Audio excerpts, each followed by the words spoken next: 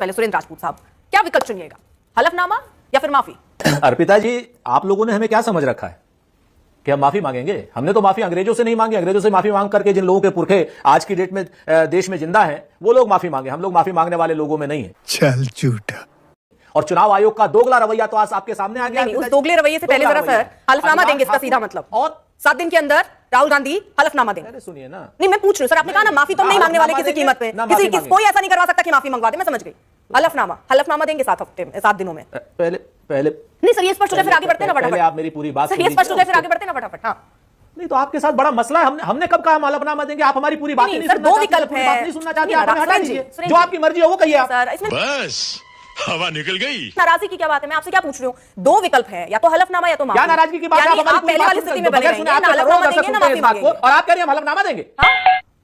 जी नहीं क्या हम ना हलफनामा देंगे ना हम माफी मांगेंगे। नहीं। और चुनाव आयोग का दोगला रवैया आपके सामने है। देखिए मैं स्पष्ट राहुल गांधी आपका पक्ष स्पष्ट हो जाए, इसलिए मैं थोड़ा सा वही आरोप अनुराग ठाकुर ने लगाया। अगर दोगला चुनाव आयोग अनुराग ठाकुर से हलफनामा नहीं मांग रहा है, ठीक है, इस पर जवाब अनुराग ठाकुर को पूछ रहे हैं कि वो हलफनामा दे। देखिए अर्पिता जी, सबसे पहले मैं एक चीज कहना चाहता हूं, सुरेंद्र जी ने जो शुरुआत की वो शुरुआत इस बात से की कि हम माफी मांगेंगे। हमने तो अंग्रेजों से माफी नहीं मांगी। अरे अंग्रेजों से तो बाद में मांगते, पहले हिंदुस्तान में ही माफी मांगी है। चौकीदार चोर है के मामले में जब सजा होने लगी थी, जाकर सुप्रीम कोर्ट के इसके सामने कहा था कि हमका माफी दे दो साहब, वरना हमारी तो लोकसभा सदस्यता चले जाए। अरे झूठ नहीं बोले प्लीज, अब बीच में नहीं बोले, मैं बोला आपके बीच में, शांति रखिए जरा भाई। माफी मांगी, अनकंडीशनल अपॉलॉजी, हमसे गलती हो गई, हमको माफी दे दीजिए वरना हमारी लोकसभा की सदस्यता चली जाएगी। जब सारे मोदी जो है उनके नाम में जो सारे मोदी होते हैं वो चोरी के होते हैं, जब ये कहा उसमें 2 साल की सजा हो गई, उसमें भी स्पष्टीकरण दिया। हमारा किसी जाति समुदाय से कोई लेना देना नहीं था, किसी जाति समुदाय को हर्ट करना हमारा मतलब नहीं था। इसमें भी जो है हमें किसी तरीके से बहाल कीजिए। बहाली जगह जगह माफी मांगते फिरते हो हर दूसरे केस में, और यहां बैठकर आज तक पर भाषण देते हो क्या हम माफी नहीं मांगते? माफी तो मांगते फिर रहे हो आजकल, क्लेम करते हो, भाग जाते हो, क्लेम करते हो, भाग जाते हो। अब आ गया अभी आप मुझे थोड़ा समय तो दे दीजिए। उनका जवाब एक और चीज इन्होंने कही, हलफनामा क्यों दे? मैं कहता हूं, मुझे अभी इन्होंने कहा कि इलेक्शन कमीशन चोर है, झूठा है। मैं कहता हूं सुरेंद्र राजपूत झूठे हैं। डिबेट से पहले इन्होंने मुझे गाली दी, इस बात का तर्क है कोई? अब मैं जाऊंगा पुलिस चौकी, मैं कहूंगा मुझे सुरेंद्र राजपूत ने गाली दी, वो कहेंगे ठीक है भैया एक काम करो लिख के दे दो। मैं कहूंगा नहीं मेरा वचन नहीं मेरा शासन है भाई, मैंने कह दिया तो मानो, कार्रवाई करो। वो कहेंगे भाई लिख के तो दो, कोई वीडियो ऑडियो एविडेंस तो दो, कुछ तो दो। मैं दूंगा नहीं, लेकिन ये चाहते हैं कि कार्रवाई शुरू हो जाए।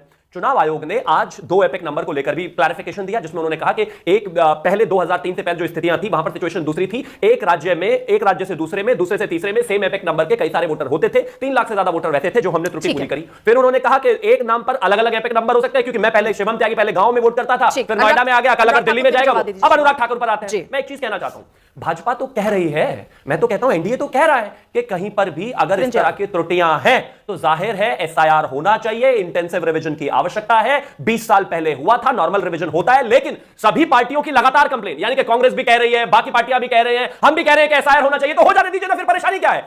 बात तो सही है। और उसमें भी आगे एक और चीज है, उसमें कहा गया कि 1 सितंबर तक आपके पास समय है। जाहिर है अप्रोक्सीमेटली 52,000 हमारे पास जो है बूथ लेवल एजेंट है, 37,000 जो है आरजेडी के पास है, मेरा ख्याल 16-17,000 कांग्रेस के पास भी है। उन लोगों को मिलकर आगे कहिए 1 सितंबर तक अगर कोई कहीं पर भी वोटर का फर्जीवाड़ा हुआ है, किसी का नाम कटा है, तो उसको करेक्शन करा सकते हैं, और उसके बाद भी हम तो समर्थन में हैं इसके। अगर आपकी पार्टी की तरफ से भी आरोप लग रहे हैं तो आप भी क्या हलफनामे की तरह से ही जवाब देंगे, हलफनामे पे ही सब चीजें लिखकर, या आप भी माफी मांग लेंगे? क्या होगा? क्योंकि यही 2 विकल्प बचते हैं, फिर वो दोनों केसेस में यही है। बिल्कुल भी नहीं, बिल्कुल भी नहीं। हम ये कहते हैं कि हां एसआईआर होना चाहिए, इंटेंसिव रिवीजन राज्य दर राज्य देश में होना चाहिए, कोई भी फर्जी वोटर तो उसके लिए तो आपको अपने आरोप हलफनामे में लिखकर जो आप दूसरे के लिए समझा रहे हैं वो खुद के लिए भी नियम वही है ना सर, बदल थोड़ी जाते हैं बीजेपी के लिए। बिल्कुल नहीं, बिल्कुल नहीं। अगर एक चीज बताइए, बिहार में फर्जी वोटर का मुद्दा चल रहा है तो जाहिर है एसआईआर वहां पर सुप्रीम कोर्ट, वहां पर इलेक्शन कमीशन कर रहा है, आवश्यकता क्यों है? समझ गए, आगे बातें कर, अगर एसआईआर हो जाती है तो मुद्दा ही खत्म हो जाता है। नहीं समझ गई। आप अनुराग ठाकुर ने कई जगहों का जिक्र किया था ना, उसमें उन्होंने आरोप लगाए थे। अब वो अपने आरोप को केवल प्रेस कॉन्फ्रेंस में कहकर जाने के लिए थे या हलफनामा देंगे? वो यही कह रहे हैं कि राहुल गांधी के लिए आप कहते थे हलफनामा दो, अपने नेताओं के लिए हलफनामे का कोई जिक्र ही नहीं हो रहा है। तो रुको जरा, सबर करो। हम हलफनामा देने में पीछे नहीं हट रहे, हम चोर नहीं है, डरपोक नहीं है, राहुल गांधी की तरह झूठे नहीं है। अगर चुनाव आयोग जो है हलफनामा मांगेगा वो भी दिया जाएगा।